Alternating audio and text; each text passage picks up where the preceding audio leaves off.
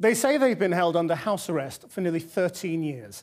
But tonight, two daughters of King Abdullah of Saudi Arabia speak on camera for the first time to this programme, alleging they're being held against their will by their own father in the royal compound in Jeddah. The astonishing interview comes as the US President Barack Obama has been meeting the king 500 miles away in Radat Karaim. Fatima Manji has this exclusive report.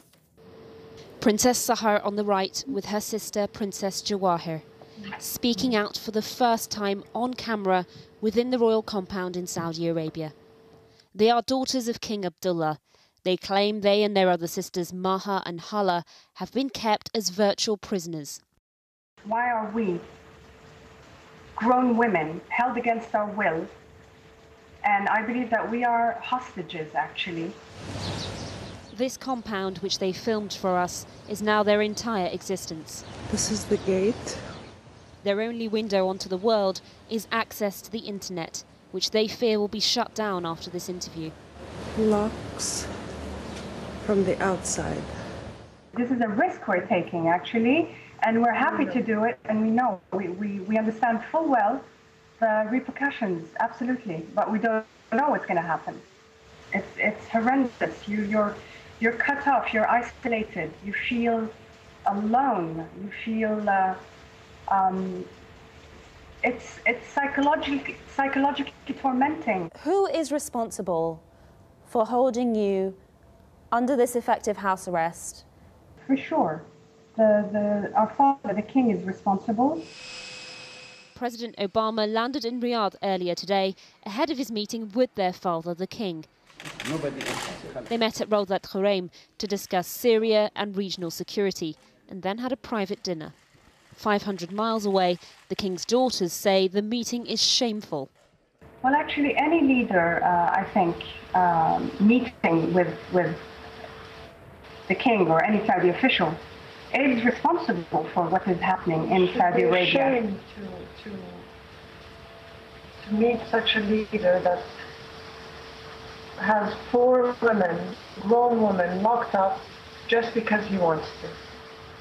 And especially that they speak of human rights. The princesses say they decided to go public after their father said they would never be allowed to leave. He basically threatened us. He told us that our situation will never change, and when he dies, our brothers can continue detaining us and continue the abuse. The king is thought to have had around 30 wives and at least 40 children. Why is it that the king, your father, would single you out of all of his children? We've been asking him that question for over 12 years, and we do not get any answer. All we get is, let your mom come back, let your mom come back. Their mother, Al-Anud Al-Fayaz, is divorced from the king and now lives in London. She went public 2 weeks ago for the first time, and since then the princesses say their situation has deteriorated. Denied every single right. And now the right to eat and drink. We are being starved now, yes. We asked the Saudi embassy in London to respond to this claim. As yet, we haven't heard from them. Earlier in the week, they told us this is a private matter. But the princesses are very clear. Women throughout the kingdom are suffering, and they say it's a system of male guardianship which allows men to dictate a woman's every movement. We are just an example of so many families, so many women go through. We're just a tiny, tiny example.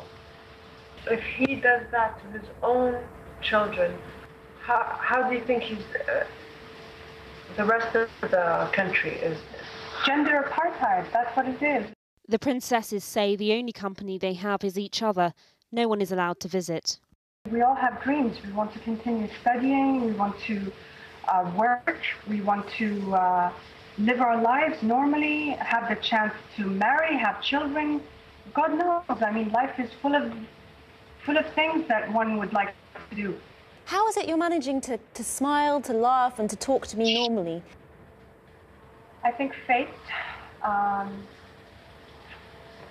have deep faith in God, and And I know that tomorrow is a better day, and I see the misery of others. We see how others are living, and we're grateful for everything, even the little that we have. We are grateful. And we're fighting for it, and we'll never stop fighting for our rights. And we'll keep fighting them with our smile, we'll keep fighting them with our tears, we'll keep fighting them with our spirits, with our hearts, and we will never stop, even if they're starving us. Never.